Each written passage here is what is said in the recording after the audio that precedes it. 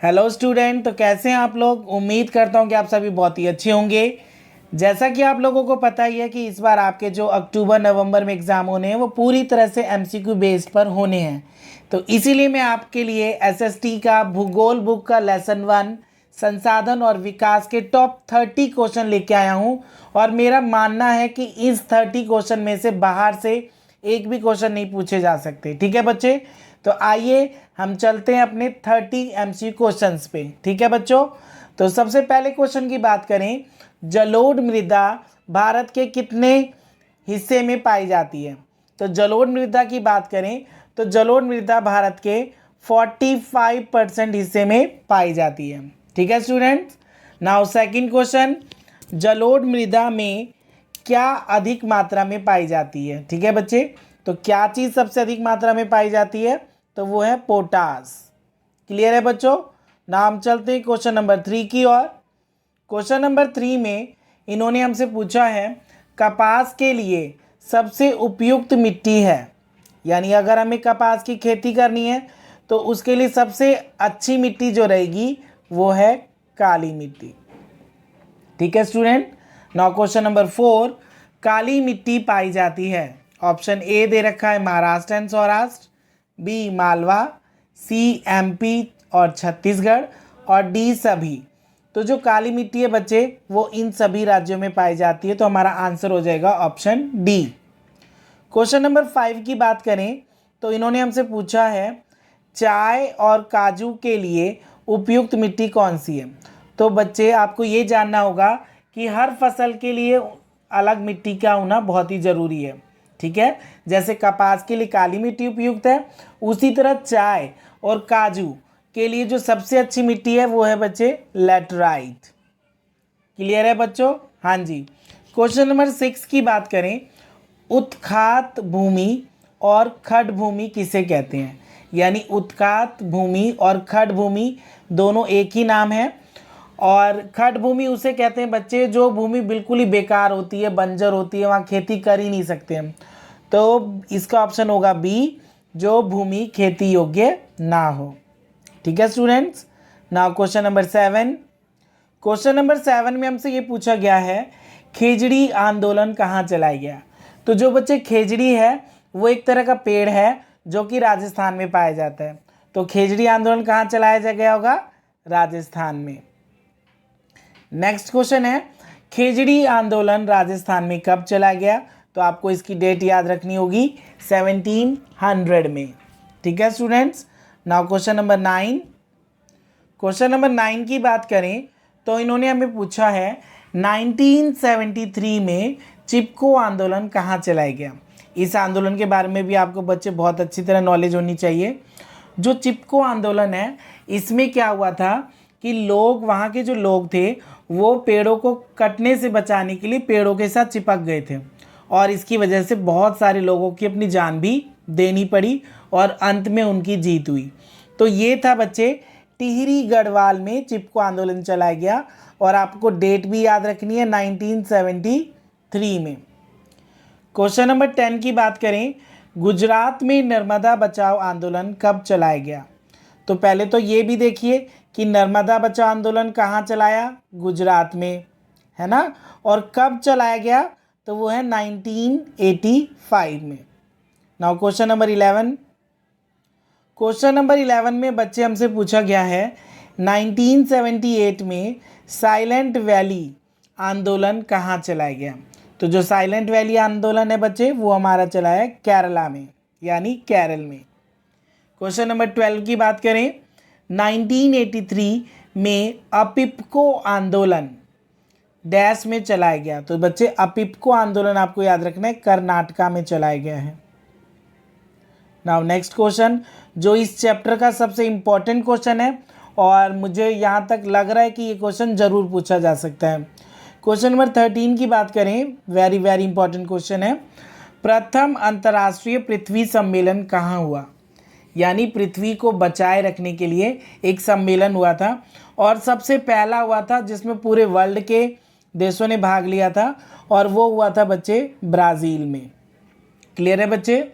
Now question number 14, प्रथम अंतर्राष्ट्रीय पृथ्वी सम्मेलन ब्राज़ील में कब आयोजित किया गया, और इसकी डेट भी याद रखनी है आपको।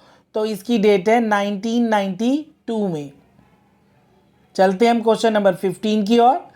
स्माइल इज़ ब्यूटीफुल के लेखक हैं, यानी एक बुक है बच्चे स्माइल इज़ ब्यूटीफुल, और ये बुक लिखी है सुमेशर ने। ठीक है प्यारे बच्चों, किसने लिखी है? सुमेशर। क्वेश्चन नंबर 16 की बात करें, ये भी इस चैप्टर का बहुत ही इंपॉर्टेंट क्वेश्चन है। किसने कहा था कि हमारे पास पेट भरने के लिए संसाधन है, पेटी भरने के लिए नहीं? तो ये सेंटेंस बोला था महात्मा गांधी जी ने। क्लियर है बच्चे, ये याद रखेंगे सभी, ये क्वेश्चन भी इंपॉर्टेंट है काफ़ी। क्वेश्चन नंबर 17 की बात करें, नवीकरणीय योग्य संसाधन। तो सबसे पहले बच्चे आप लोगों को ये पता होना चाहिए कि नवीकरणीय संसाधन किसे कहते हैं। तो ऐसे संसाधन जो हमें प्रकृति द्वारा मुफ्त मिलते हैं, उनके लिए हमें कीमत नहीं चुकानी पड़ती और उसका यूज़ हम बार बार कर सकते हैं, तो उसे हम कहते हैं नवीकरणीय योग्य संसाधन। तो पवन ऊर्जा, वन और जल, ये सभी नवीकरणीय संसाधन हैं।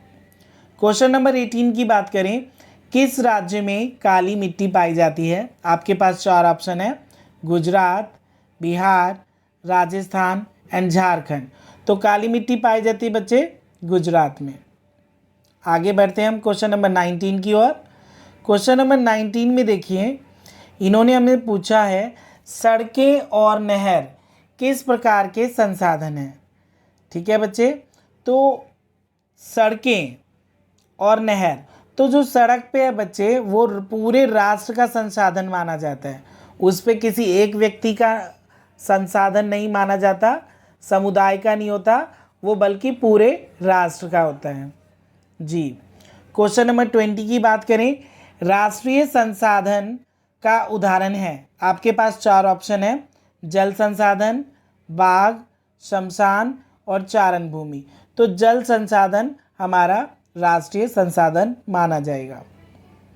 नाउ क्वेश्चन नंबर 21, कपास के लिए उपयुक्त मृदा कौन सी है? तो कपास के लिए सबसे अच्छी मिट्टी है काली मिट्टी। क्लियर है बच्चों। क्वेश्चन नंबर 22, किस प्रदेश में सीढ़ीदार खेती की जाती है? तो सीढ़ीदार खेती बच्चे पहाड़ी इलाकों पर की जाती है। तो यहाँ पर चारों ऑप्शन में पहाड़ी इलाका है हमारा उत्तरांचल। ठीक है बच्चों।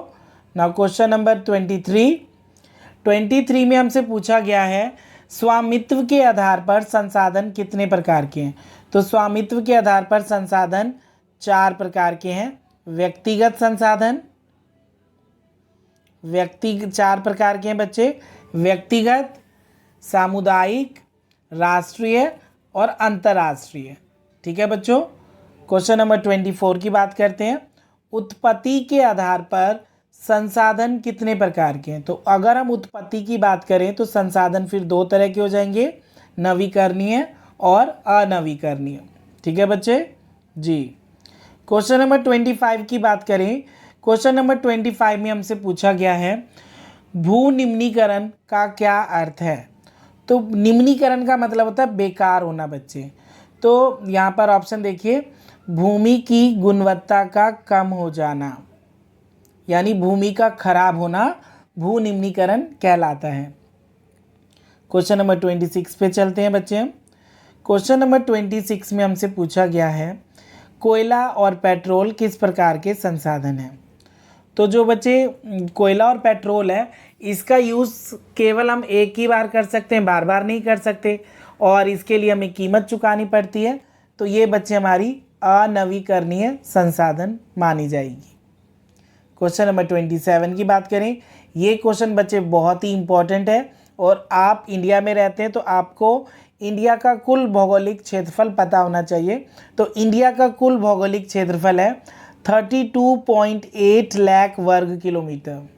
ठीक है स्टूडेंट्स। नाउ क्वेश्चन नंबर 28 की बात करें तो इन्होंने हमसे पूछा है भारत में पहाड़ों वाली भूमि का कितना प्रतिशत है? यानी हमारे भारत में पहाड़ कितने प्रतिशत ज़मीन पर पाया जाता है? तो वो बच्चे 30% पार्ट्स पे पहाड़ हमें देखने को मिलते हैं।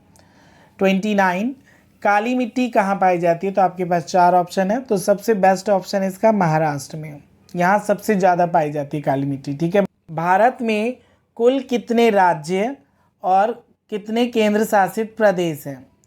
तो जो भारत में, ये वेरी इंपॉर्टेंट क्वेश्चन है और सब बच्चे याद रखेंगे। जो ये चीज़ें हैं वो टाइम टू टाइम बदलती रहती हैं। तो इस समय बात करें तो भारत में कुल 28 राज्य हैं और 8 जो हैं वो केंद्र शासित प्रदेश है। तो इसका आंसर हो जाएगा 28 एंड 8। ठीक है। तो बेस्ट ऑफ लक सभी बच्चों को, आप इसी तरह तैयारी करिए। और यदि आप मेरे चैनल पे नए हैं तो प्लीज़ सब्सक्राइब करें, शेयर करें और बेल आइकन को ज़रूर दबाएं ताकि आने वाली हर वीडियो आप तक पहुंच सके। धन्यवाद बच्चों, बाय बाय बच्चों।